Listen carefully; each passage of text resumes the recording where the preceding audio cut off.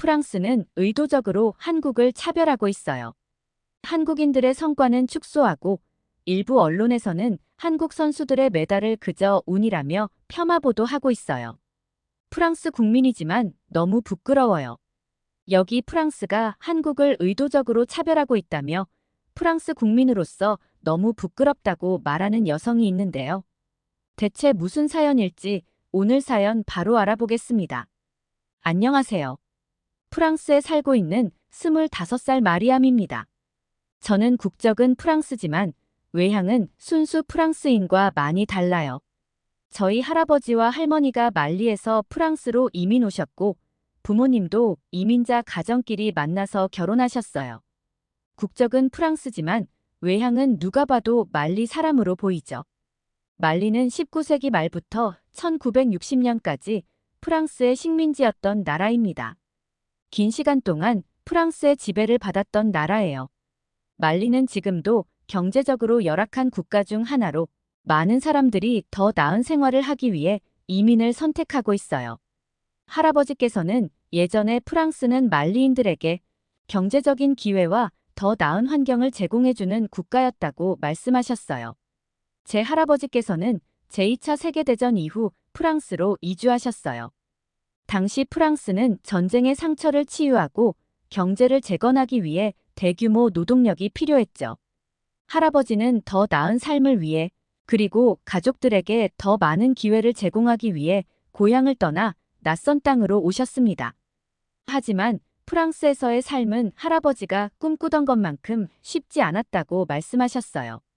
소통의 문제와 문화적 차이도 있지만 무엇보다 깊숙이 뿌리 박힌 차별과 편견은 할아버지의 삶을 힘들게 만들었다고 하셨죠. 그럼에도 불구하고 할아버지는 포기하지 않으셨고 열심히 일하며 가족을 부양하셨습니다. 저는 이민자 3세예요. 저는 프랑스에서 태어나고 자랐고 살면서 프랑스 말고 다른 나라를 한 번도 가본 적이 없어요. 하지만 제 자신이 완전한 프랑스인이라고 느끼지 못해요. 제 피부색, 그리고 제 가족의 역사가 항상 저를 프랑스인이 아닌 다른 사람으로 만들고 있죠. 이는 제가 겪는 일상적인 차별과 편견 때문이기도 해요. 파리 교회 생드니 지역의 작은 아파트에서 자란 저는 어린 시절부터 가난과 차별의 현실이 어떤 건지 직접 보면서 자랐습니다. 우리 지역은 주로 이민자들이 모여 사는 곳으로 높은 실업률과 범죄율로 악명 높았던 지역이었죠. 하지만 저는 이런 환경에서 벗어나고 싶었고 유일한 탈출구는 교육이라고 믿었습니다. 그래서 저는 필사적으로 공부했어요. 밤을 새워가며 책을 읽었고 친구들이 놀 때도 저는 항상 공부를 했습니다. 그 결과 우수한 성적으로 고등학교를 졸업하고 명문 대학에 입학할 수 있었어요. 제가 자란 동네에서 대학을 졸업한 사람은 몇 명 없었어요. 함께 교류하며 자란 친구들 사이에서는 유일하게 저 혼자서만 대학을 진학했을 정도였어요. 그러나 대학을 졸업한 후 현실은 제가 상상했던 것과는 너무나 달랐습니다. 뛰어난 학력에도 불구하고 저는 여전히 제대로 된 일자리를 구하지 못하고 있어요. 수많은 이력서를 보냈지만 대부분 서류 전형에서 탈락했고 아직까지 단 한 번도 면접 기회를 얻지 못했습니다. 반면 저와 같은 대학을 나온 순수 프랑스인 친구들은 대부분 좋은 직장에 취직했습니다. 이를 보며 저는 프랑스 사회에 여전히 깊은 인종차별이 존재한다는 것을 뼈저리게 느끼고 있어요. 제 이름과 피부색이 제 능력보다 더 중요하게 여겨지는 현실에 좌절하게 되더라고요. 프랑스 정부는 과거에 노동력이 필요할 때 수많은 이민자들을 받아들였지만 그들이 프랑스 사회에 진정으로 통합될 수 있도록 노력하지 않았어요. 오히려 이민자들을 도시 외곽의 격리된 지역에 모아놓고 방치했죠. 이로 인해 이민자 커뮤니티는 점점 더 고립되었고 프랑스 주류 사회와의 갈등은 깊어지는 것 같아요. 이런 상황에서 파리 올림픽 준비를 위한 정부의 강제 이주 정책은 저희 가족에게 큰 고통이었어요. 수십 년간 살아온 집에서 쫓겨나 더욱 열악한 환경으로 옮겨야 했으니까요. 정부는 이를 도시 미관 개선과 치안 강화를 위한 불가피한 조치라고 설명했지만 사실상 가난한 이민자들을 밀어내는 차별 정책에 불과하다는 것을 모두가 알고 있어요. 이주를 반대하는 시위도 했지만 정부는 강경하게 밀어붙이더라고요. 오랜 시간 우리의 터전이 있던 자리에는 올림픽 선수촌이 생겼어요. 우리 가족뿐만 아니라 수천 명의 이민자들이 이 정책으로 인해 고통받고 있어요. 새로 이주한 곳은 도시 외곽에 낙후된 지역으로 교통도 불편하고 기본적인 생활 인프라도 부족해요. 학교, 병원, 상점 등과 멀어져 일상생활에 큰 불편을 겪어야 했죠. 더욱이 이주 비용도 제대로 보상받지 못해 경제적으로 큰 타격을 입었어요. 이런 상황에서 파리 올림픽이 다가왔고 저를 포함한 많은 사람들은 올림픽에 대해 부정적인 감정을 가질 수밖에 없었어요. 올림픽이 그저 부자들의 축제일 뿐이라고 생각했죠. 우리 같은 사람들에게는 아무런 혜택도 없고 오히려 삶의 터전을 빼앗기는 등 피해만 입었으니까요. 그나마 제게 다행인 것은 올림픽 기간 동안 임시직을 구했다는 것이었어요. 대학을 졸업하고 계속해서 제대로 된 취업을 하지 못하고 있었거든요.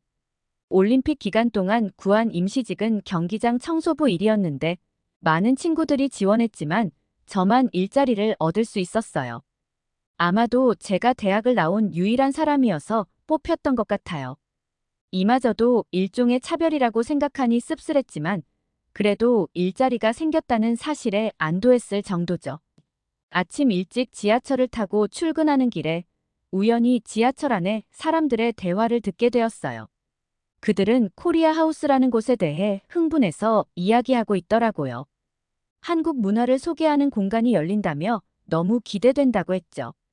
저는 한국의 문화가 프랑스에서 인기 있다는 것은 알고 있었지만 크게 관심은 없었기에 그저 흘려들었어요. 그런데 그날 저녁 집에 돌아오니 중학생인 막내 동생이 저에게 코리아 하우스에 꼭 가보고 싶다며 애원하더군요. 동생은 저와 달리 한국 문화에 푹 빠져 있었어요. K-팝을 들으며 한국어를 독학하고 한국 드라마를 보며 한국 역사와 문화를 공부하곤 했죠. 동생은 중학생이지만 자막 없이 한국의 드라마를 볼 정도로 한국어를 잘해요. 동생의 소원은 죽기 전에 꼭 한국을 가보는 거예요. 한국어로 안녕하세요. 감사합니다. 한국 사랑해요. 이 정도의 간단한 말은 동생한테 여러 번 들어서 저도 무슨 말인지 알고 있을 정도예요. 저는 한국 문화에 큰 관심이 없었지만 동생의 간곡한 부탁에 못 이겨 다음 날 일을 마치고 코리아 하우스를 방문하기로 했습니다.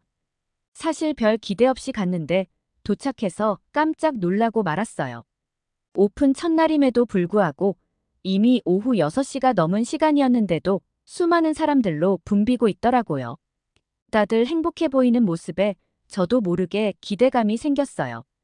입구에 들어서자마자 눈부신 LED 화면에 펼쳐진 화려한 K-팝 뮤직비디오가 시선을 사로잡았어요. 1층에는 한복 체험관이 있어 한국의 화려한 전통 의상을 직접 입어볼 수 있었고 2층에서는 비빔밥과 김치 등 한국의 다양한 음식들을 맛볼 수 있었습니다. 3층에는 VR 체험관이 있었는데 이곳에서 한국의 아름다운 풍경을 마치 실제로 있는 것처럼 생생하게 체험할 수 있었어요. 저는 한국이 얼마나 발전된 도시들을 가지고 있는지 그리고 프랑스와는 또 다른 독특한 아름다움을 지닌 나라라는 것을 생생하게 경험할 수 있었죠. 옥상 정원에서는 매일 밤 K-팝 댄스 공연이 열린다고 했는데 오픈 첫날임에도 많은 프랑스 학생들이 K-팝 댄스를 따라 추며 즐기고 있었어요. 제 동생도 신이 나서 K-팝 댄스를 따라 추더라고요. 모두가 넘치는 에너지로 가득 차 있었고 행복해 보였습니다. 코리아 하우스는 단순한 홍보관이 아니었어요. 그곳은 진정한 문화 교류의 장이었습니다. 한국어 강좌, 태권도 체험, 한글 서예 등 다양한 프로그램들이 무료로 운영되고 있었고 한국의 최첨단 IT 기술을 직접 체험해 볼 수 있는 공간도 마련되어 있었어요. 오히려 제가 동생보다 더 푹 빠져 문을 닫을 시간이 될 때까지 정신없이 여기저기 돌아다니며 한국 문화를 체험했어요. 너무나 놀라웠습니다. 이렇게 역동적인 에너지로 가득 찬 곳은 처음 경험해 보았거든요. 사람들이 왜 한국 문화에 열광하는지 이해가 되기 시작했어요.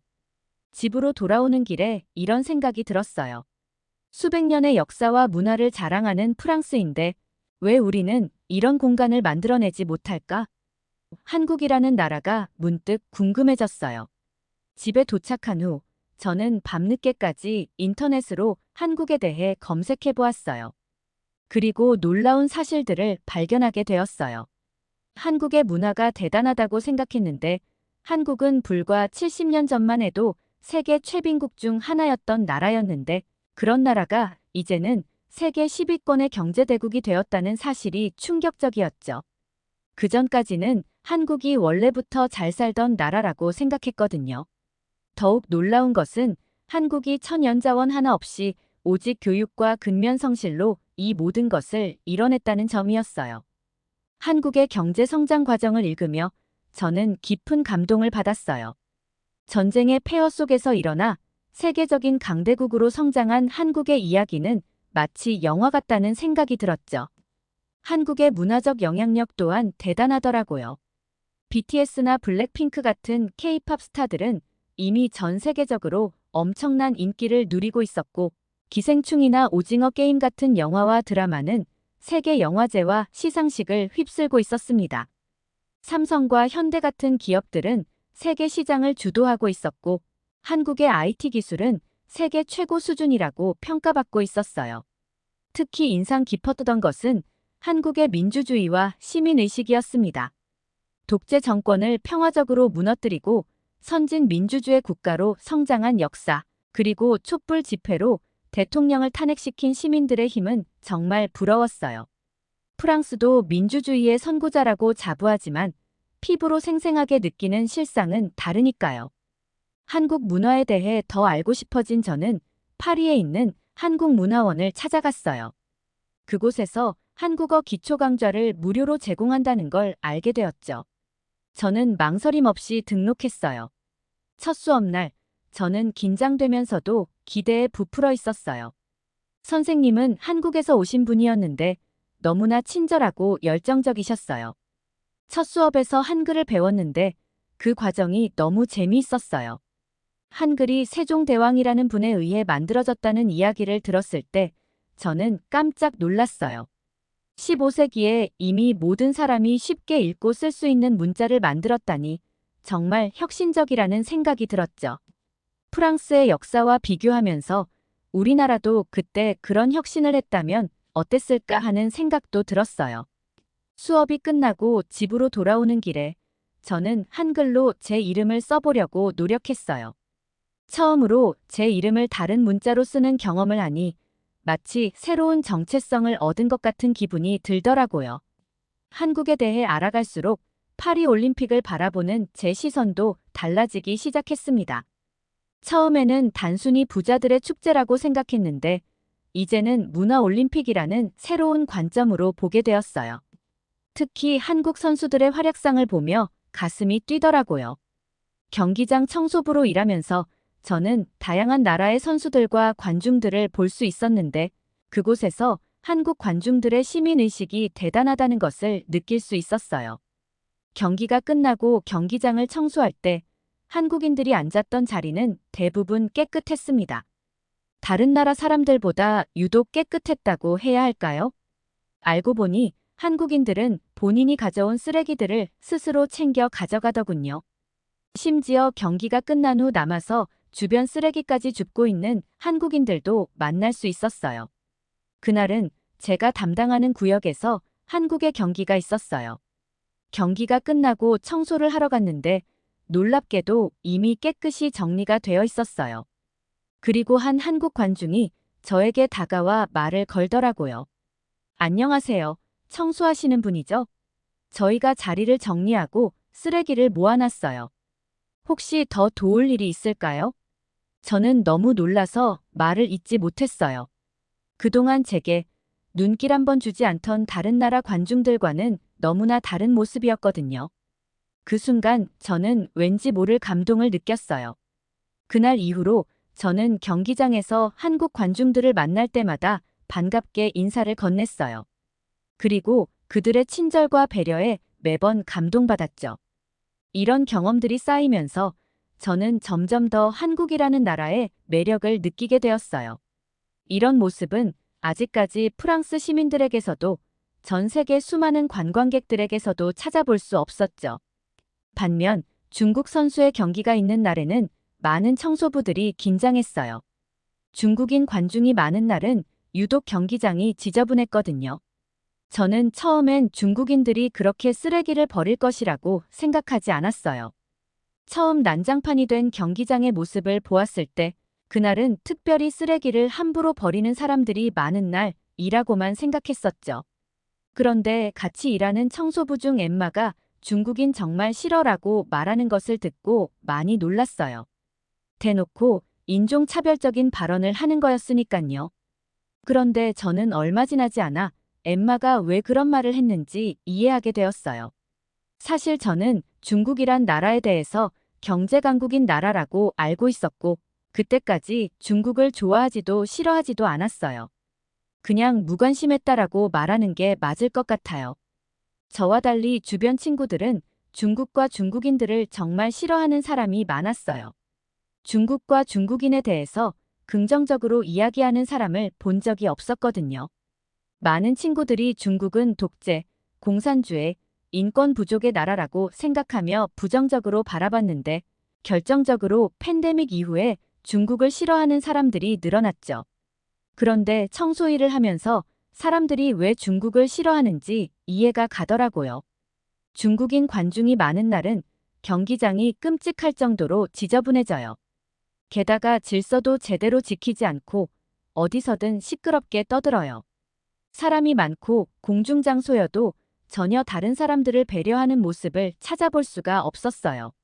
심지어 청소부인 제가 옆에서 쓰레기를 치우고 있는데도 그 모습을 뻔히 보면서 쓰레기를 휙 던지는 중국인 관광객도 있었어요. 많은 청소부들이 관리자한테 중국 선수의 경기가 있는 날엔 청소 인원을 늘려달라고 요청까지 할 정도였죠. 관리자들도 몇 번 경기장을 보더니 두말 없이 청소 인원을 보충해 주더라고요. 인원을 보충했음에도 제 시간에 청소를 끝내는 게 쉽지 않아요. 저는 많은 사람들이 싫어하는 데는 이유가 있다는 것을 이번에 깨달았어요. 이런 경험들을 통해 저는 한국인들의 시민의식이 얼마나 뛰어난지 깨달았습니다. 그리고 많은 사람들이 한국과 한국인들을 좋아하고 긍정적으로 평가하는 이유를 이해하겠더라고요. 그러던 중 올림픽 관련 뉴스를 보면서 의아한 점들이 눈에 띄기 시작했어요. 아마 제가 한국에 관심을 가지게 되어서 더 눈에 띄었던 것 같아요. 개회식에서 한국 선수단을 소개할 때 아나운서가 실수로 한국을 북한으로 호명한 것, 메달 순위표에서 한국 국기 대신 중국 국기를 표시했다는 것 등이었어요. 처음에는 실수라고 볼 수 있겠지만 이런 일이 반복되다 보니 의도적인 것이 아닌가 하는 의심이 들기 시작했어요. 만약 우리 프랑스가 비슷한 상황을 겪었다면 당장 시위가 일어났을 거예요. 특히 한국과 북한은 언제 전쟁이 일어날지 모르는 적대 관계인데 이를 혼동한다는 것은 매우 심각한 문제로 보였거든요. 게다가 한국의 국기를 중국의 국기로 표기한 것은 그저 실수로 보기가 힘들었어요. 더구나 프랑스 언론들이 한국 선수들의 성과를 의도적으로 축소 보도하는 것 같아 안타깝다는 생각마저 들었어요.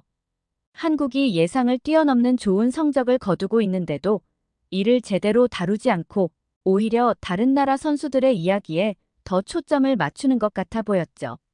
이런 상황을 보며 문득 프랑스의 오래된 편견과 차별의 역사가 떠오르더라고요.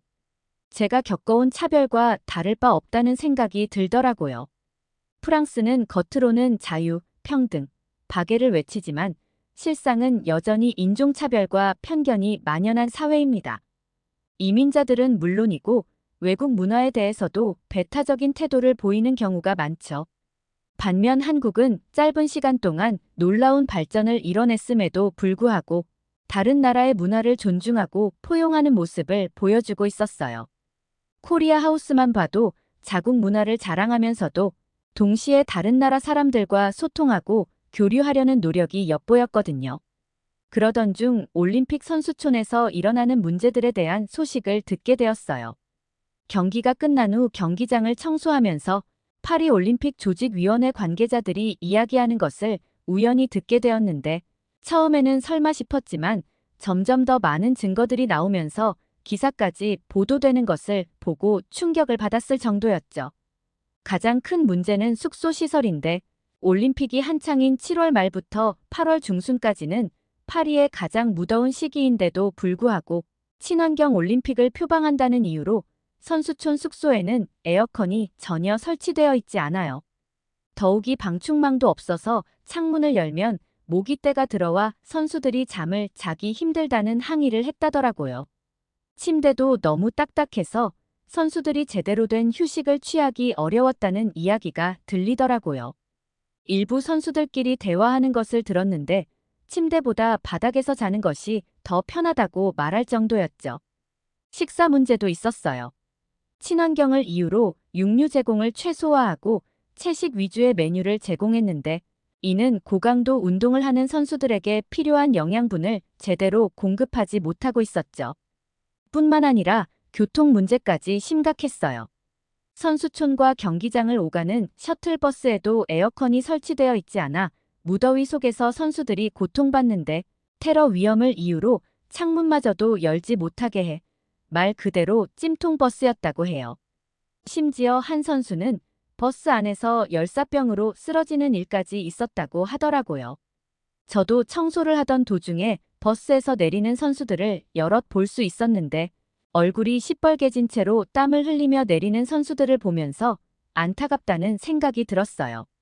몇몇 선수들은 버스에서 내리자마자 욕설을 하는 선수들도 있었는데 저도 그 마음이 공감이 될 정도였죠. 많은 나라의 선수들이 불평을 하고 특히 중국과 영국 선수들은 강하게 불만을 이야기하고 항의를 하는 모습도 목격한 적이 있어요. 대부분의 선수들은 버스에서 내리면 더위에 짜증이 나서 인상을 쓰거나 욕설을 내뱉는 선수들도 가끔 볼 수 있었어요. 그런데 한국 선수들은 다르더라고요. 제가 한국 선수들에게 감동을 받았던 것은 한국 선수들은 버스에서 내리면 청소부인 제게도 반갑게 미소 지으며 인사를 하는 모습이었어요.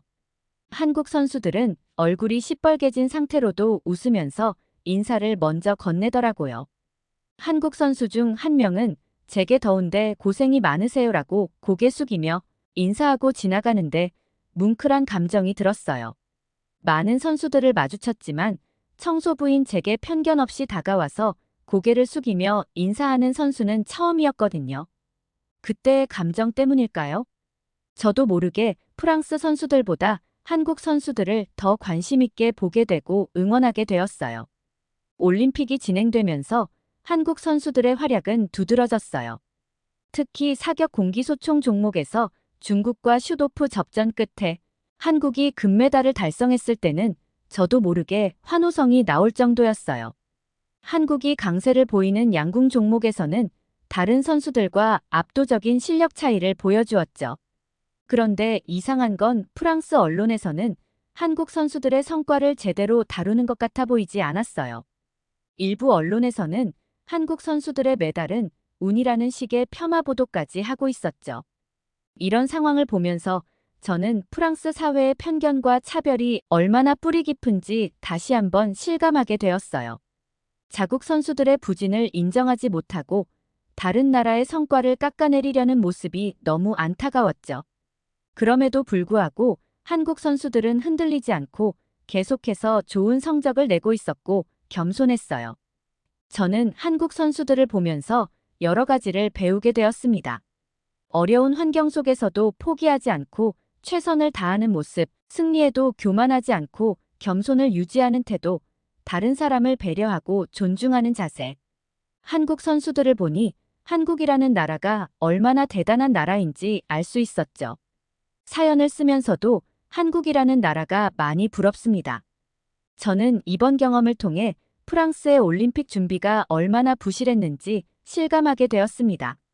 세계 최고의 선수들이 모이는 축제인 올림픽을 이렇게 허술하게 준비하다니 정말 부끄러운 마음이 들어요. 그러면서 동시에 한국 대표팀의 대처가 인상적이었습니다. 문제가 생기자마자 신속하게 대안을 마련하고 선수들의 컨디션 관리를 최우선으로 여기는 모습이 프로페셔널해 보였습니다. 심지어 한국 대표팀은 자체적으로 요리사를 데려와 선수들에게 맞춤형 식단을 제공했다고 하더라고요. 문제에 직면했을 때 빠르게 대처하고 해결책을 찾아내는 능력, 그리고 어떤 상황에서도 최선을 다하는 태도가 바로 한국이 짧은 시간 안에 놀라운 발전을 이룩한 비결이 아닐까 생각했습니다. 한국 선수들을 보면서 저도 편견에 굴복하지 않고 앞으로 더 최선을 다해 살아가야겠다는 생각을 했습니다. 올림픽이 끝나면 제대로 한국어를 배울 예정이에요. 언젠가는 한국이라는 나라에도 꼭 한번 방문하고 싶습니다. 사연 보내주신 마리암님 감사합니다. 마리암님의 빛나는 앞날을 응원하겠습니다. 오늘 사연이 재미있으셨다면 구독과 좋아요, 알림 설정까지 부탁드립니다. 더 재미있는 사연으로 돌아오겠습니다. 이상 감동 탐험이었습니다.